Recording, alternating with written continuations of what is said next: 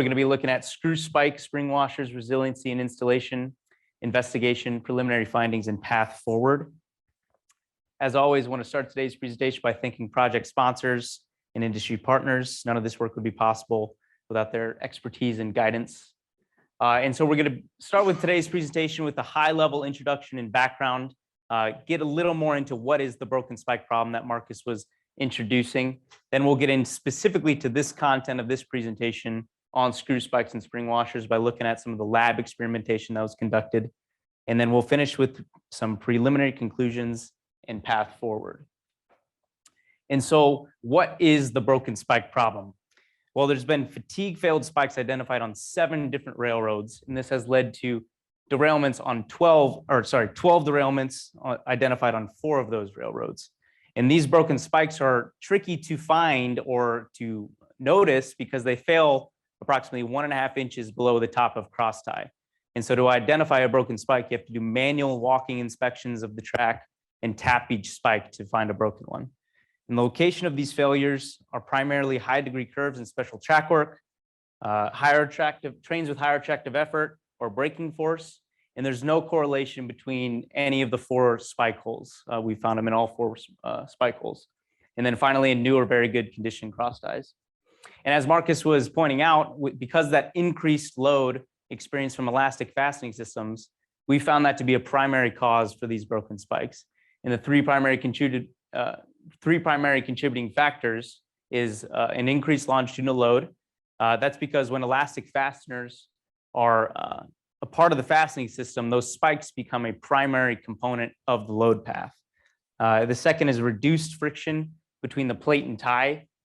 Due to the wave action of the rail that Marcus also talked about, it eliminates the plate and tie engagement, thus eliminating friction from the load path. And so then approximately 100% of the load goes into the spikes. And then finally is an increased lateral load. Elastic fasteners are stiffer and thus distribute load to fewer ties. And some previously pursued mitigation approaches have largely just delayed failure of these spikes, not really necessarily prevented them. And some proposed mitigation methods that have been developed because of the research we've done here at Railtech is first a composite cross tie with targeted compressive strength and modulus elasticity values. Preliminary lab testing and modeling has shown that there's benefits from improved engineering characteristics. Second is spikes with increased width. For each 1% increase in spike width, there's a 2% reduction in spike stress. And then there's these things on the operational side of things like buffer cars and distributed power, balanced train operations, improved train building. And then finally, what we'll focus on today is this idea of screw spikes and spring washers.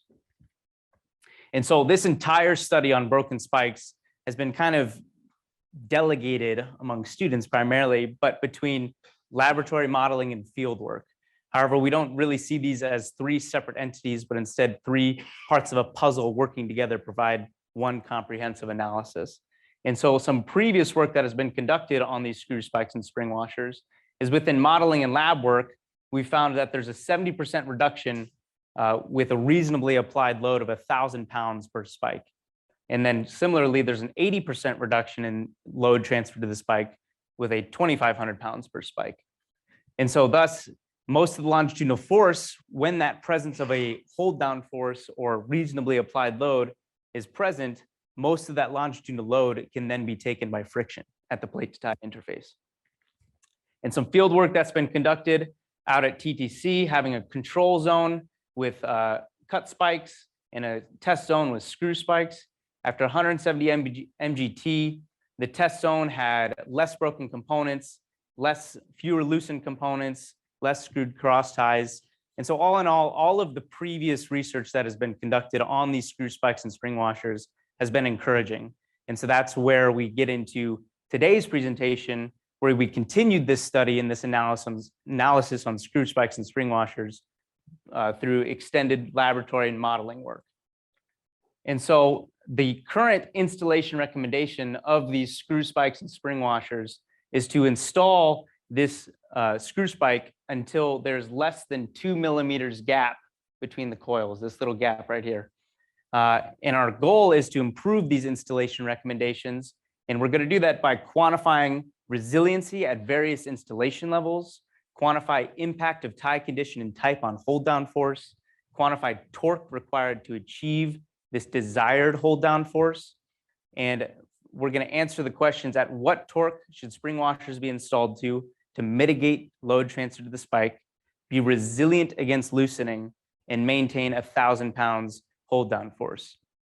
We'll answer these questions by leveraging a spring washer load cell to quantify hold down force, torque displacement relationship, and spring washer resiliency here in these lab results. And some brief naming convention before we get into it, so we're all on the same page.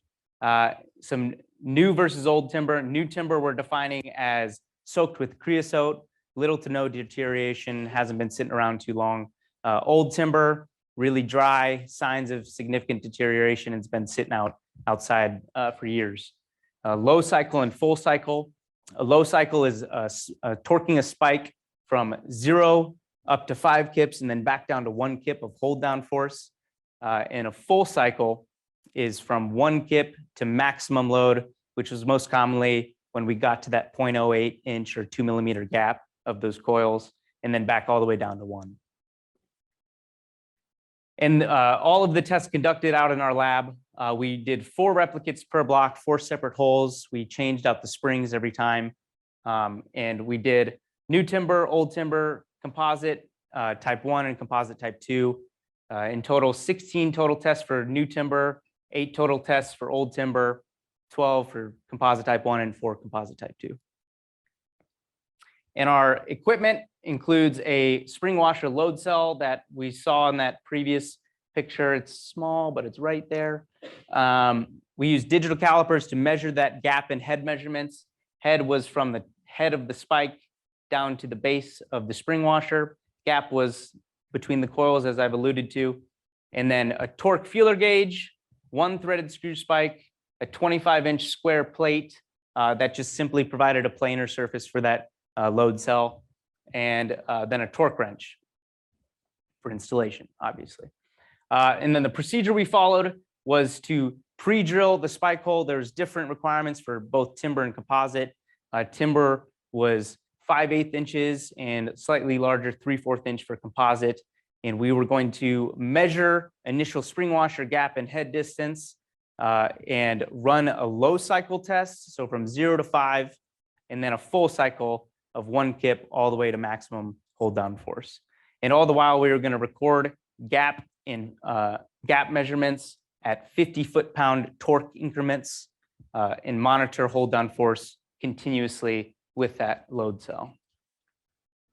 And so here's a sample video so we get an idea of what one of these experiments looked like.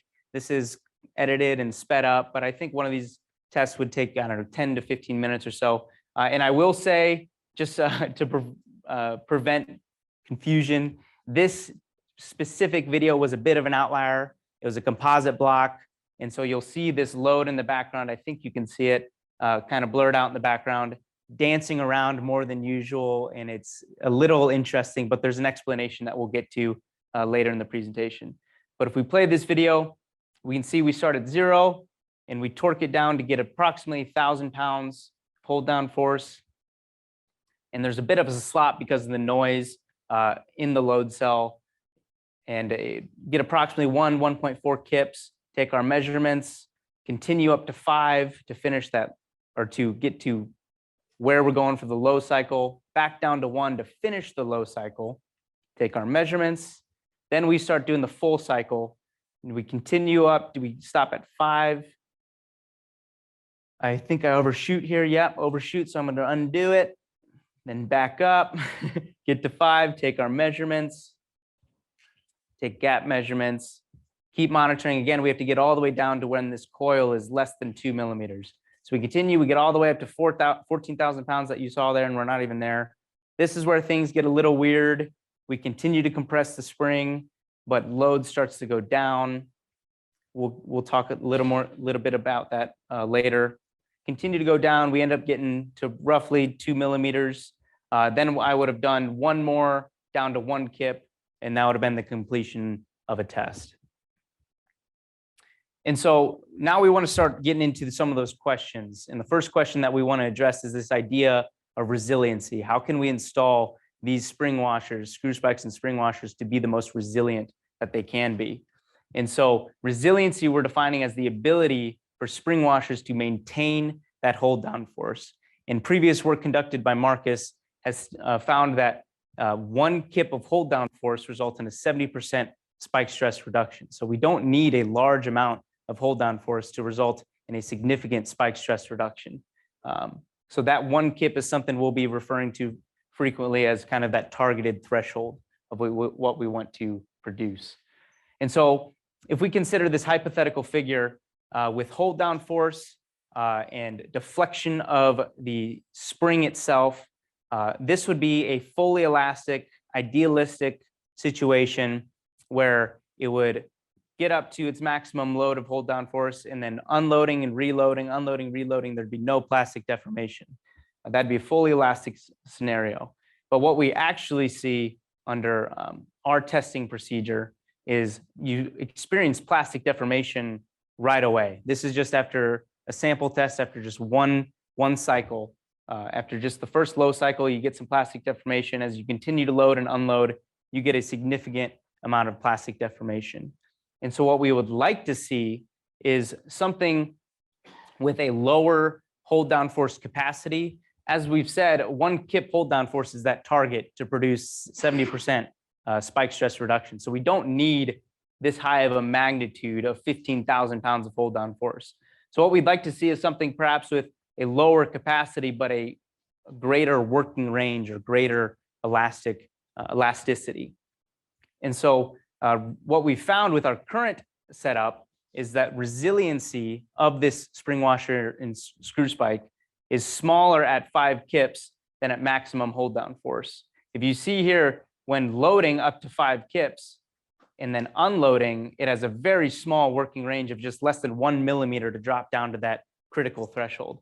Whereas at the maximum, it has slightly more, 2 millimeters to drop at that 1 kip, or to get down to that 1 kip threshold.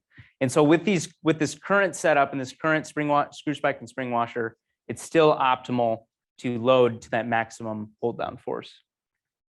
And just a picture of what one of these springs look like pre-loading and post-loading. Again, this is just after 1 test. We cycled them out after every single test. I think we went through like 60, a big bucket of them. But significant plastic deformation, as you can see. So they're not behaving as elastic as we'd like them to, if hardly at all. And so now that we have an understanding of how to install these spring washers to be most resilient, we now want to think, how does cross-tie type or condition affect hold down force? And so getting into a figure here of hold down force versus applied torque of a new timber cross tie, I just wanted to point out here that we don't have that familiar low cycle loading, unloading here. I simply just have the loading in there just for this question. That would just cause confusion. So I just wanted to clarify that. And as we continue to populate this figure, we have the rest of our 4 replicates of that same new cross tie, new timber cross tie on this figure. And you can see that the closure is pretty good. It's pretty consistent as we would expect, same block, same conditions. And as the closure is pretty reasonable. And as we continue to populate the rest of our tests, this is now 4 different cross ties, 16 different replicates in total. Still a reasonable closure and reasonable consistency. And so what does this look like if we introduce a old cross tie, a different condition cross tie?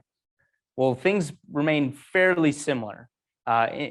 We have similar results. We have maximum hold down force of 8 to 17 kips, maximum torque varying from 375 to 475.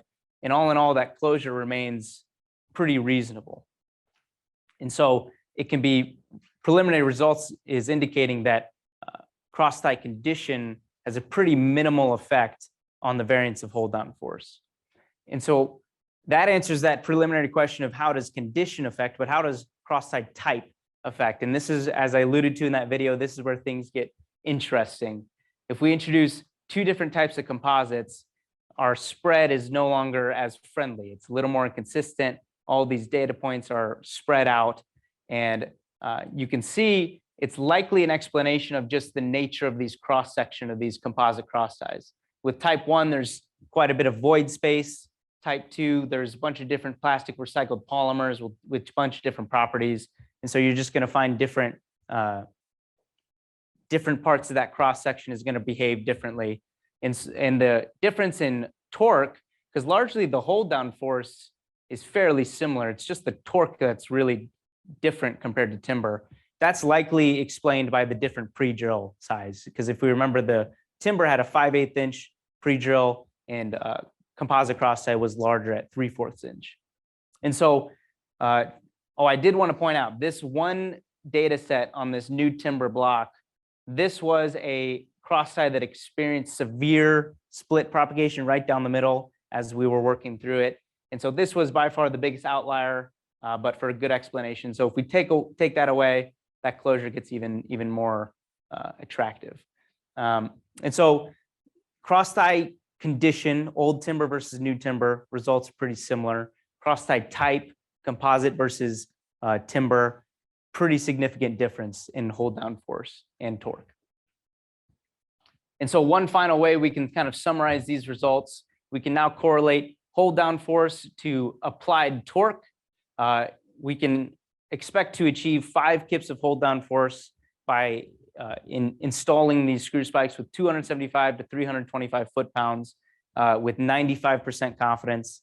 Similarly, 10 kips of hold down force by installing with 375 to 425 foot-pounds with 80% confidence.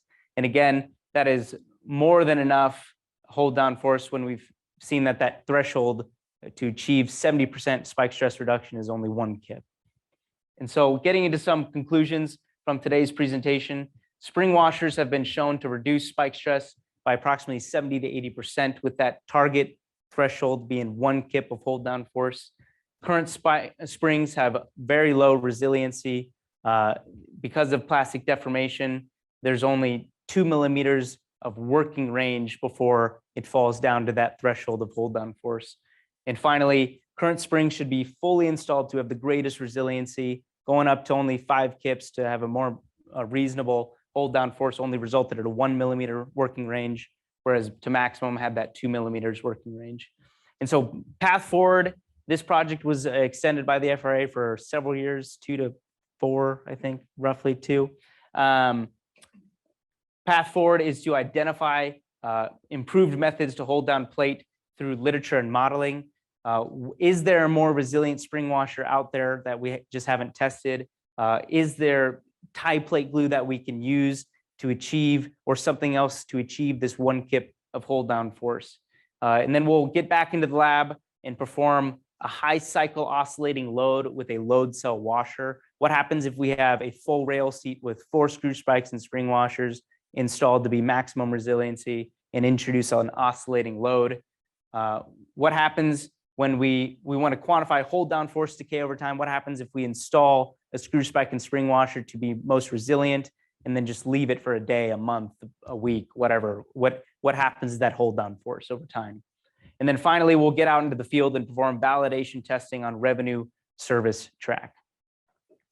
And so with that, always thank our project sponsors and industry partners for this work in this presentation. And if there's any questions, I would be happy to field them as I can.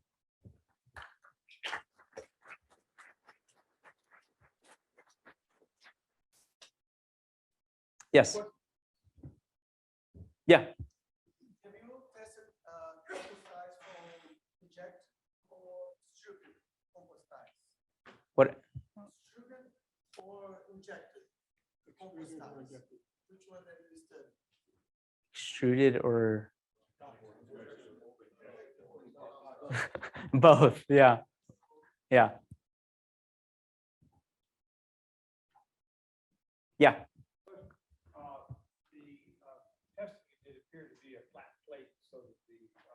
Mm-hmm. The washer and the head of the screw were square with the wood underneath.